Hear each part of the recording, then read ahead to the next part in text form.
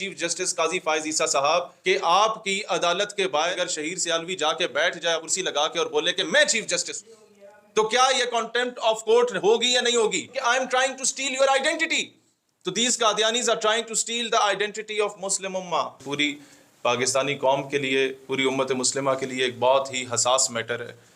Justice قاضی فائز عیسیٰ صاحب کا جو ڈیسیجن آیا اس پر پوری امت مسلمہ ایک اس حساس معاملے پہ تشویش کا اظہار کر رہی ہے. اور میں یہ بات بتانا چاہتا ہوں، جو باتیں میڈیا کے ذریعے ہم تک پہنچیں کہ یہ جملے کہے گئے یا اس طرح کے فیصلے دیے گئے جس میں یہ کہا گیا کہ ہر شخص کو مذہبی آزادی حاصل ہے، کانسٹیٹیوشن ہر مذہب کے اور ہر فرقے کو اپنے ادارے کھولنے کی اجازت دیتا ہے. Pakistan is the safest haven for the minorities. اس میں کوئی شک نہیں ہے. جتنے اقلیتوں کو جو رائٹس ہیں پاکستان نے دیے ہیں اتنے شاید ہی کسی اور ملک نے دیے ہوں.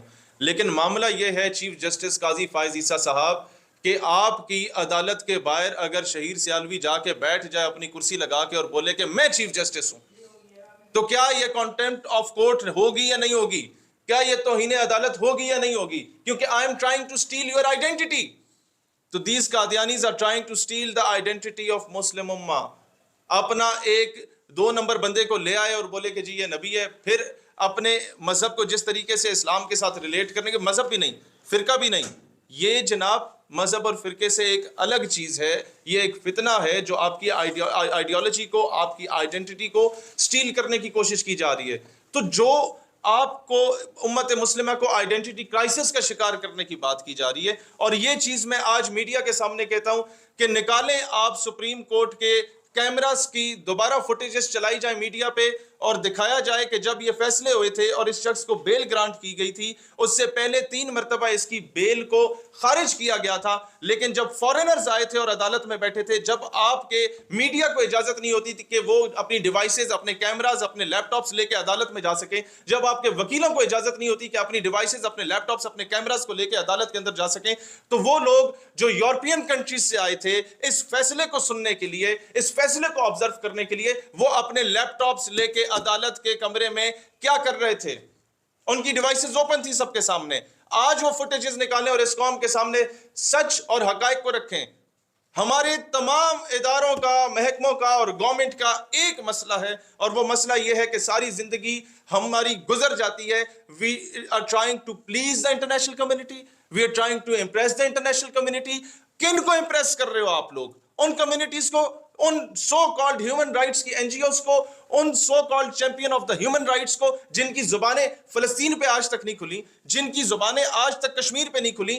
innocent children are being incinerated with the white phosphorus. ان کو تیزاب کے ساتھ جلایا جا رہا ہے، وائٹ فاسفورس بامز ان کے اوپر پھینکے جا رہے ہیں، اس پہ وہ لوگ نہیں بول رہے. لیکن یہاں پر جب آتے ہیں تو ہم لوگ بالکل لیٹ جاتے ہیں جناب. ہمارا پورا نظام لیٹ جاتا ہے، ہماری پوری عدالتیں لیٹ جاتی ہیں. میں ایک بڑا کیٹیگوریکلی کہتا ہوں، اس کے بعد چاہے تو آپ اپنی انا کی تسکین کے لیے ہمارے اوپر توہین عدالت کی دفعات لگا دیں، لیکن چیف جسٹس صاحب اگر آپ توہین عدالت برداشت نہیں کر سکتے تو کوئی مسلمان توہین رسالت بھی برداشت نہیں کر سکتا. بات بالکل کیٹیگوریکلی کلیئر ہے کہ جب ایک بندہ تحریف شدہ ترجمہ اور تحریف شدہ تفسیر قرآن پاک کی ایک قادیانی کی لکھی ہوئی جب وہ تقسیم کر رہا تھا، ڈسٹریبیوٹ کر رہا تھا، اس پر کیس ہوا، آپ اس کو ریلیز کرتے ہیں، جو اس کی ڈیو پنشمنٹ تھی بے شک اس سے مل گئی، وہ ایک الگ جو ہے وہ ٹاپک ہے.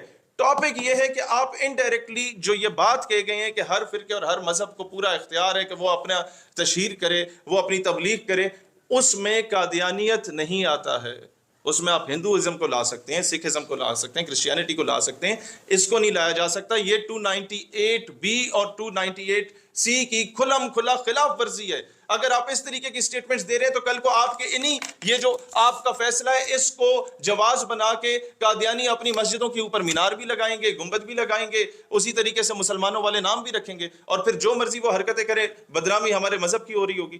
لہٰذا آج میں ایک اور گلہ بھی دینا چاہتا ہوں ختم نبوت صلی اللہ علیہ وسلم کے نام پہ چندے بٹورنے والوں سے اور اس پر پیسے کھانے والوں سے جو اسلامی نظریاتی کونسل بنا. بھائی میرا سوال یہ ہے کہ یورپی یورپی یونین کے لوگ, امریکہ کے لوگ, سو کالڈ ہیومن رائٹس کی جو این جی اوز ہیں, وہ دوسرے ملکوں سے اپنے پالتو کتوں کی جو ہے وہ حفاظت کے لیے پہنچ جاتی ہیں پاکستان کی عدالتوں میں. اس کیس کی پیروی کے لیے ہمارے جو ریاستی ادارے موجود ہیں اسلامی نظریاتی کونسل کی بنیاد پہ یا مختلف ناموں سے, یا جو ڈائریکٹلی انڈائریکٹلی چندہ اکٹھا کر رہے ہیں اسلام کے نام پہ, وہ ان کیسز کی پیروی کیوں نہیں کر رہے؟ وہ بعد میں واویلا مچانے کیوں آ جاتے ہیں؟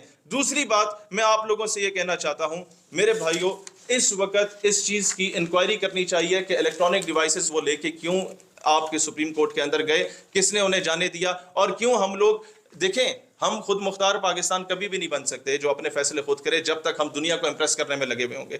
آگے میں آپ لوگوں کو بتانا چاہتا ہوں, آپ نے امپریس کرنا ہے, اپنی ترقی سے امپریس کرنا ہے, اپنی ٹیکنالوجی سے امپریس کریں, اپنے کیا کہتے ہیں انوینشن سے انٹرنیشنل کمیونٹی کو آپ امپریس کریں. آپ ان کے آگے لیٹ جائیں گے, ڈر اور خوف کی وجہ سے لیٹ جائیں گے, تو کبھی بھی انٹرنیشنل کمیونٹی آپ سے امپریس نہیں ہوتی. اب میں سولوشن اورینٹڈ بات آپ کے سامنے کرنا چاہتا ہوں. جو لوگ سمجھتے ہیں کہ ہمیں اسلام کا بہت زیادہ جناب سینے میں درد رکھتے ہیں, وہ نعرے نہ لگائیں.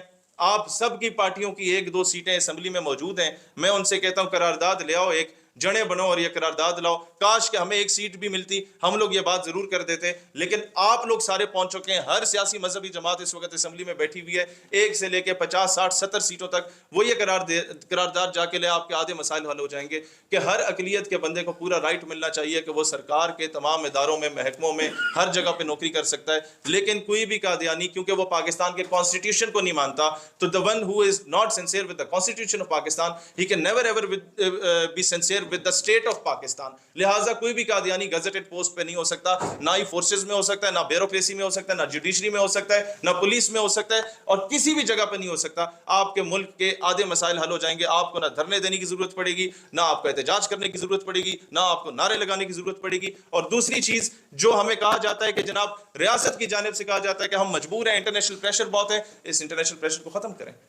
آپ کو میں بتا دیتا ہوں, روحانی خزائن جو مرزا قادیانی کی کتاب ہے, اس میں اگر سب سے زیادہ بید بھی اور گستاخیاں کسی کی گئی ہیں تو حضرت عیسیٰ علیہ السلام کی گئی ہیں. حضرت عیسیٰ علیہ السلام سے ریلیٹڈ اس کی جتنی بھی وہ خرافات ہیں جو مرزا قادیانی نے اپنی کتاب روحانی خزائن میں لکھی, آپ صرف اسے انگلش میں ٹرانسلیٹ کر کے اگر یورپین کنٹریز کے سینیٹرز کو, ان کے لارڈز کو, ان کے ججز کو, ان کے منسٹرز کو جا کے پڑھا دیتے ہیں, تو اگلے دن یہ جتنے قادیانی پاکستان سے باہر بیٹھ کے پاکستان کے خلاف شکایتیں لگاتے ہیں, پروپیگنڈے کرتے ہیں, یہ سارے ڈپورٹ ہو کے پاکستان واپس آئے ہوئے ہوں گے. پاکستان کے خلاف کوئی سازش نہیں کرے گا انٹرنیشنل کمیونٹی میں جا کے, انٹرنیشنل دنیا میں جا کے. آگے میں آپ کو بتانا چاہتا ہوں, ہم اس پہ لیٹ ہو چکے ہیں, لیکن یہ بات بہت ضروری ہے کرنا. کمشنر راولپنڈی نے جو بات کی